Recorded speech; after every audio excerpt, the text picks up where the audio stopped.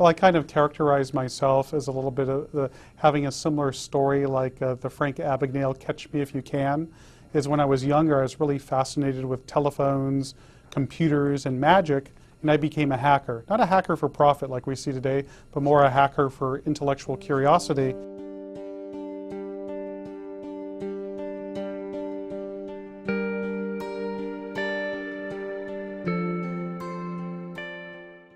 Kevin Mitnick was probably the world's most notorious cyber thief when he was captured in 1995. And Kevin Mitnick, a story of success, fame, and a lot of controversy.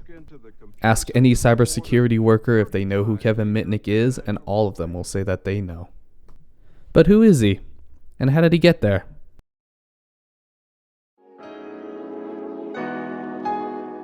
Growing up, Kevin was always a cunning kid. By the age of 12, he was able to bypass the entire punch card system for the LA bus service. He simply asked the bus driver about where he could find some used tickets for a school project. He was recommended to go look in the trash, and so he did. And he found many unused blank transfers. Using this, Kevin could ride any bus in Greater LA for free. But this isn't all that Kevin did. Growing up, Kevin developed a deep interest for computer science, radio, and even fun little pranks. One of these pranks, which he would later recall as one of his favorite, was when he hacked into a McDonald's drive-thru. In the order window, he would simply replace the worker's voice with his own, and then say something ridiculous such as, "You are the 100th customer, so your order is free." But things only got bigger from there. Digital Equipment Corporation. It was a great honor to work for Digital. It was the company to be with. Just tons and tons of camaraderie and teamwork and working together to find solutions. The excitement is what I remember the most. The excitement of being at the top or very close to the top, the excitement of new products, new services. I'm part of it, and that makes me proud.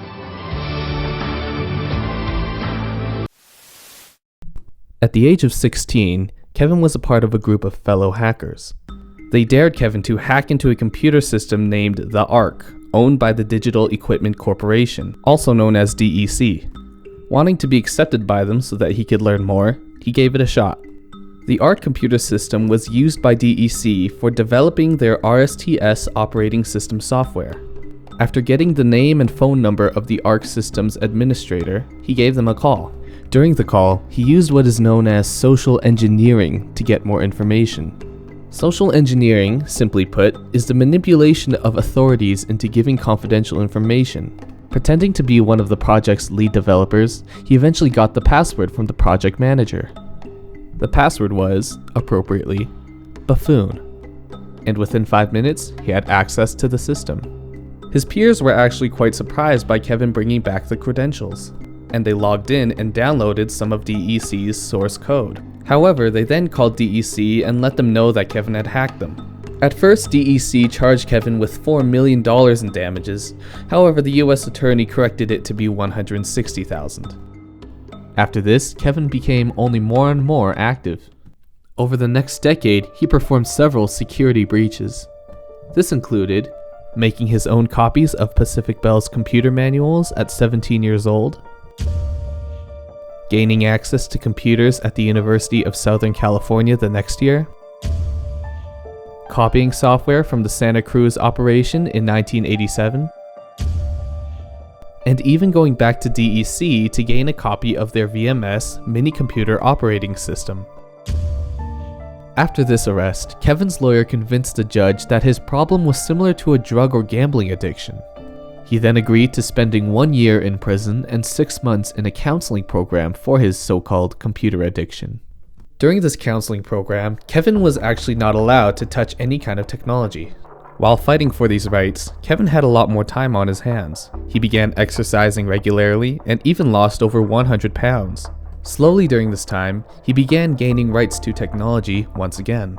But he also started seeing odd behavior from the government. In his bio, Kevin states that in 1992, towards the end of his supervised release, he became aware that the government was trying to put together another case against him. They set up a criminal informant to befriend him and let him know that he was being monitored. The informant let Kevin know the details of a computer system used at Pacific Bell to let him do counter-surveillance on that monitoring. Kevin did some investigating and discovered that Pacific Bell was indeed wiretapping the phone lines of a Los Angeles private investigator firm that he was a part of. However, once Kevin realized that he had been baited, it was too late.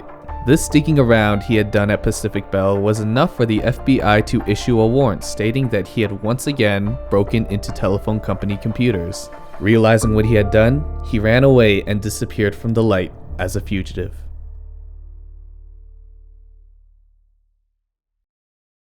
Please note that much of this chapter is based off of New York Times journalist John Markoff. Markoff played a huge role in tracking down Kevin Mitnick. You will see why this is important later. It is said that while living underground, Kevin continued his endeavors, hacking into high-tech companies such as Motorola, Nokia, Sun, and several others. However, Kevin also hacked into another particular team's data files, whose leader had a reputation of being a brilliant computer expert. His name was Tsutomu Shimomura. Tsutomu, 30 at the time, was a computational physicist. He was a part of a close community of programmers and engineers that worked to defend the country's computer security. He recalled what had happened on the day of the attack in an interview. What happened was Kevin or one of his associates, someone who's close to Kevin, broke into one of my machines Christmas Day in 1994 in San Diego while I was out of town trying to go skiing. And a team of us, 2 or 3 of us actually, 2 of us flew back. There were other people present. We decided that we needed to analyze these machines to figure out how this break-in had been accomplished, what damage had been done. What was it that drove him to break into your computer? We don't know for sure. My best guess is that he knew that I do computer security research. This is one of the things I've been doing for the last few years. He knew I was a researcher, and my guess is that he thought that I might have some information on my machines that would help him break into other machines. First, Shimo spent several weeks analyzing the break-in and how it was done. Eventually, an article was written with the details of Shimo's data breach. John Markoff studied the details and concluded that it was most likely Kevin Mitnick doing these attacks. He placed Kevin's name on the front page of the New York Times, and he became a wanted man. January 27, 1995. Bruce Kobal, a computer programmer working for a public policy group known as Computers, Freedom, and Privacy, received an odd message from a commercial online service known as The Well. They told Kobal that his group was taking up hundreds of millions of bytes from the Well's network storage space, which was much more than they were authorized to use. Kobal checked his group's directory on the Well and noticed someone had broken in and filled it with Shimomura's files. After being told of this, Shimomura then recruited 2 other computer experts and set up their own monitoring system at the Well's headquarters that could watch the intruders' activity unnoticed. Shimo's team eventually discovered that someone hacked into Netcom Communications and obtained a copy of 20,000 members' credit card numbers. The team decided to move its work area to Netcom's network center in San Jose. Netcom was an internet service provider, and all someone needed to do to receive its service was make a telephone call. And since Netcom was a cross-country network for computer dial-in lines, the hacker could use various dial-in lines to keep his location and identity arbitrary. Saturday, February 11. Shimo finally found suspicious cellular activity on Netcom coming from Raleigh, North Carolina. He found that calls were going through a local switching office operated by GTE, but GTE's records showed that the calls were looping through a nearby call switch operated by Sprint. But someone had been manipulating the software, where GTE thought the call came from Sprint, and Sprint thought the call came from GTE. Thus, neither company kept track of the identifying phone. Shimo called a Sprint technician and was able to find the source who was making the looping calls. When he called the source number, he could hear the hang-up sound over and over again. Sunday, February 12. Shimo flew from San Jose to Raleigh to finish the hunt down. Monday, February 13. Starting from 1 a.m., Shimo rode around the city in the passenger seat of a car, with a Sprint technician driving. He was carrying a cellular frequency direction-finding antenna and reading the displays on a laptop. By just 1:30 a.m., he was able to pinpoint Mitnick's location, a 12-unit apartment called Players Court in Raleigh Hills, Northwest Raleigh. Later that week, the FBI surveillance team issued the warrant and arrested Mitnick from apartment 202. The chase was finished.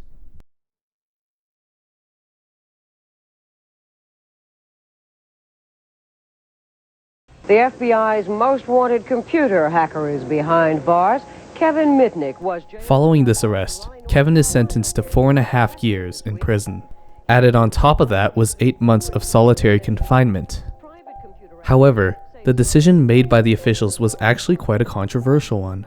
Kevin was detained without even having a trial, and also not being able to help his lawyer look at the evidence. As said before, much of the information that has been described up until now has been from John Markoff's point of view.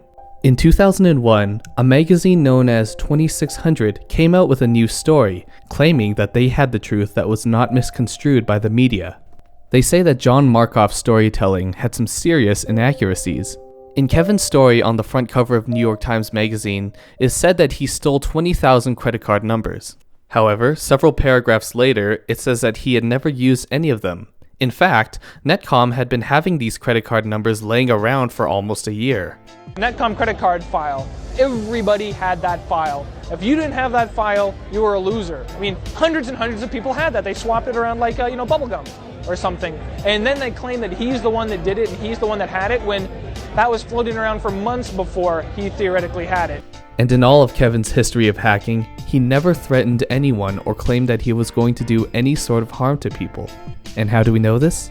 Kevin's 25-count indictment did not contain anything more than him just lying on the telephone about who he was and copying software that he never intended to sell or redistribute. And nowhere did it talk about the 20,000 credit card numbers like in John Markoff's story. Everybody and his sister's got 1 million credit card numbers. What's the big deal with credit card numbers? It's a meaningless thing to have. I mean, what I want to know is, did he threaten anybody in any way? Did he claim he was going to do some particular set of harm? Are there any notebooks that show that he had plans to, conspire to commit any particular thing? While Kevin was in prison, Markoff and Shimo wrote a book that was poorly received. Kevin would later say that the book was fundamentally inaccurate. Later on, a Hollywood movie was made off of Markoff and Shimo's book. In the movie, Kevin bashed Shimo in the head with a garbage can. However, in real life, the only time that Kevin ever met Shimo was for a moment in court. Kevin never argued that what he had done was not wrong, but he has stated time and time again that he never had any kind of malicious intent. I saw myself as an electronic joyrider having a great time on the information superhighway. I felt like I was like James Bond behind the computer. It was a big game to me. I was just having a blast. Did it ever occur to you that perhaps what you were doing was wrong? Oh yeah, it was an invasion of privacy. Going and getting access to other people's information is obviously a gross invasion of privacy, and it is wrong. And that didn't bother you? At the time I was doing it, no. His list of victims reads like a who's who of big business. They include Motorola, Sun Microsystems, Nokia, and software maker Novell. All told, the companies estimate Mitnick cost them $300 million in damages. I believed I caused some damage, but nowhere near that number. I was an accomplished computer trespasser. I don't consider myself a thief. I didn't deprive these companies out of their software.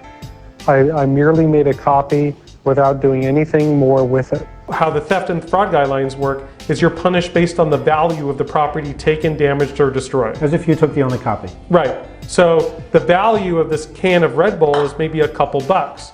Now, in the case that I made a copy of source code so I could look at it, moved it over to USC or moved it over to university so I could examine it with the least likelihood of being detected, is the prosecutors use the theory as if in a regular tangible theft case that the loss to the victims were the value of the source code. So they simply called up the victims or wrote them a letter and said, provide us a letter that summarizes the value of the source code. So all these companies provided their R&D investments. So you had Sun Microsystems saying, well, we wrote Solaris, it cost us over $80 million to develop. Nokia, with their cell phone, cost them over $131 million to develop the Nokia phone.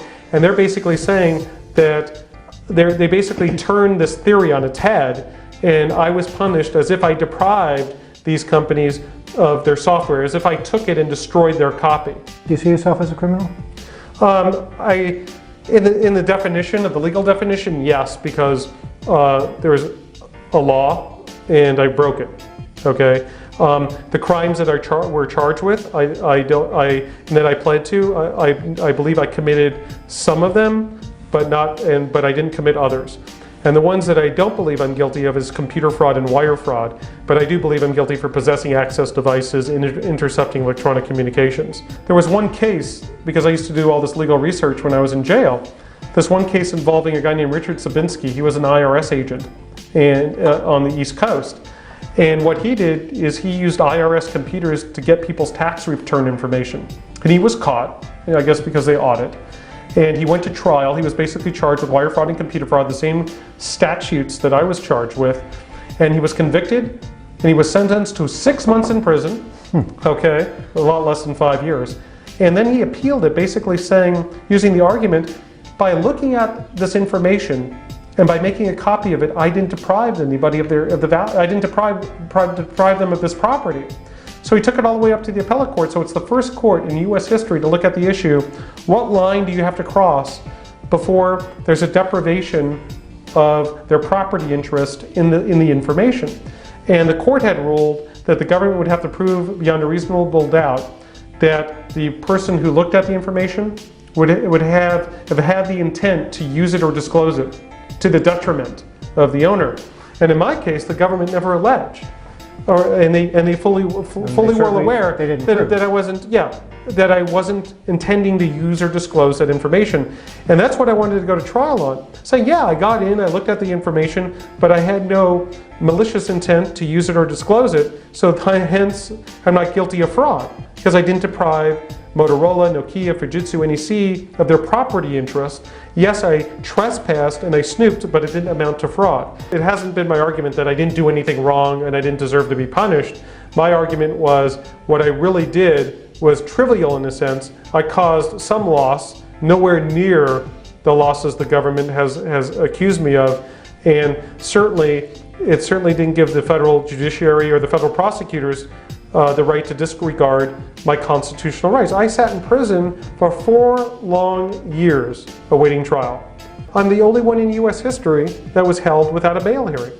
But the reason you want the hearing is you have a right to testify, to proffer evidence, to have representation by counsel, to hear the government side of the case. And then what happens is you could appeal that decision of the lower court because they look at the hearing and they see it on paper in the transcripts. Well, if you never have the hearing, you also don't have the right to appeal a hearing that never occurred. And constitutionally, before the government could deprive you of your freedom, you have a right to a hearing, period. When we talked to John Markoff in the film, he seemed to be unaware that you were even in solitary confinement, which I found to be amazing. I think he is aware of it. He has to be very careful because his whole reputation's on the line here, and he knows in his heart he has done wrong. He knows in his heart that he didn't report the facts. And he knows in his heart what his real motive is to write the Kevin Mitnick book. I believe this to be true because John Littman, who would have no reason to lie to me, told me he had met John Markoff for lunch in San Francisco, and he confided to John Littman that he wanted to do the Kevin Mitnick book. And then he offered John Littman the opportunity to do an article in Playboy regarding me. And Markoff uses that as I was never interested in Mitnick. I gave John Littman the opportunity to write this article in Playboy, but the reason Markoff couldn't do it, there was apparently some sort of conflict of interest. So there was another reason, it's not that he just didn't want to, there was a reason why he could not. There was to describe people who do malicious things, correct? Right, there's other words like vandals, like what Markoff called me, labeled me in his articles was a computer vandal that has run amok. When I never vandalized anything in my life, physical or electronically. I was sent to prison for 5 years. 8 months was in solitary confinement because a federal prosecutor told the judge that if they allowed me to have access to the phone within prison, that I could whistle into the phone, communicate with a modem at NORAD, Northern Air Defense, and actually launch an ICBM, which is totally not true. Being in solitary was kind of tough. Imagine going into your home tonight, when you get out of school or out of the office and locking yourself in your bathroom and not leaving your bathroom for 23 out of 24 hours a day, and then for an hour a day they give you a little bit more room, but you're outside. You could look up at the sky. It's pretty horrific. It takes a lot of time for the human to adapt to those conditions, but we could adapt to anything, right, eventually. It was really tough, and I spent most of my time reading and sleeping, because what else are you going to do in solitary confinement?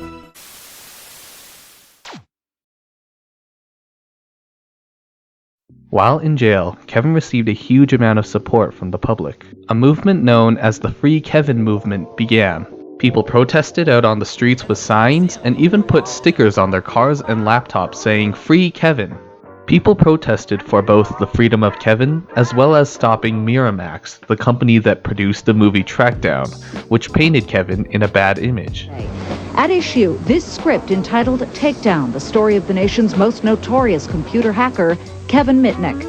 It's a script these Kevin Mitnick supporters say is libelous and would hurt Mitnick's chances of getting a fair trial. It might influence the jury.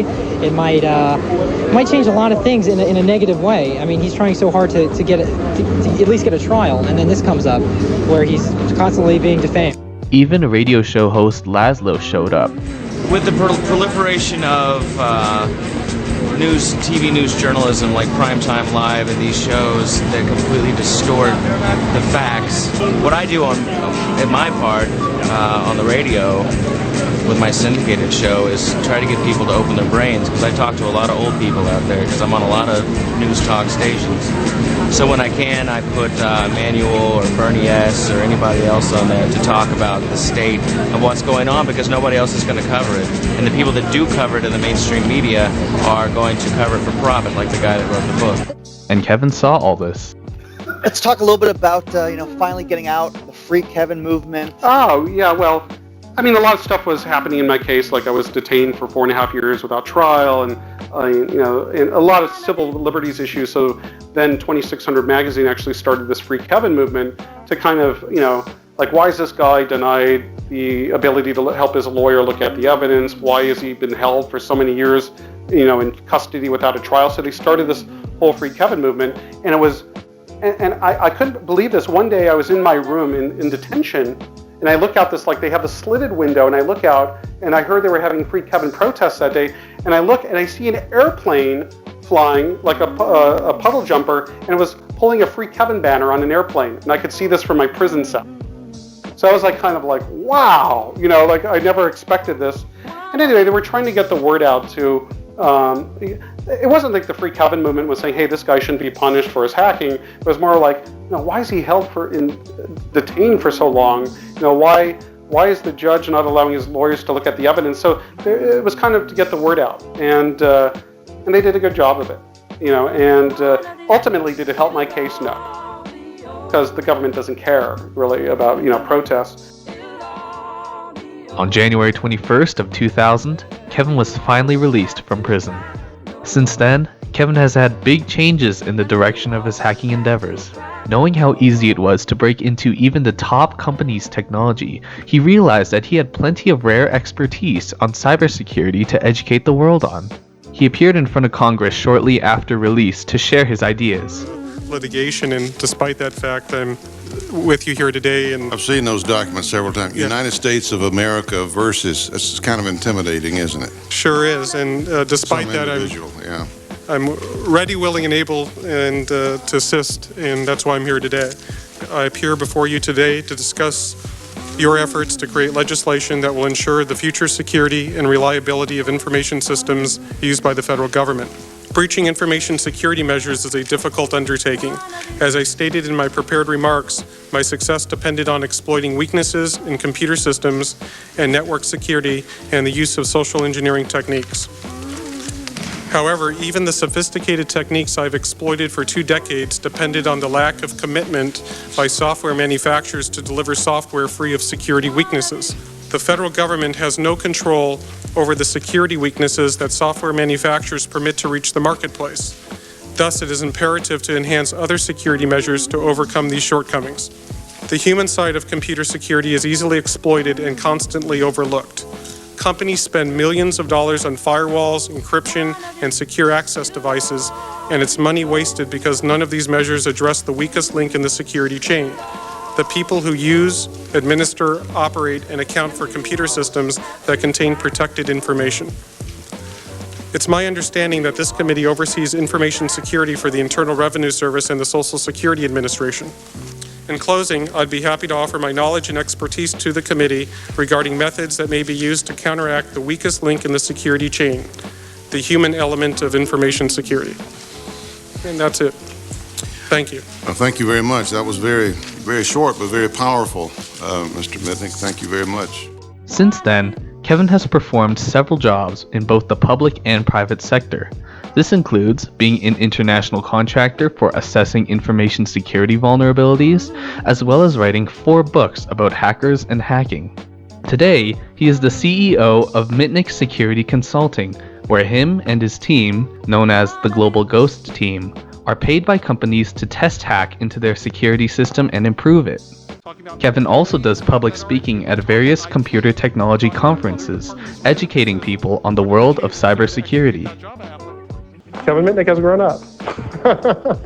Took a little while, but I finally did.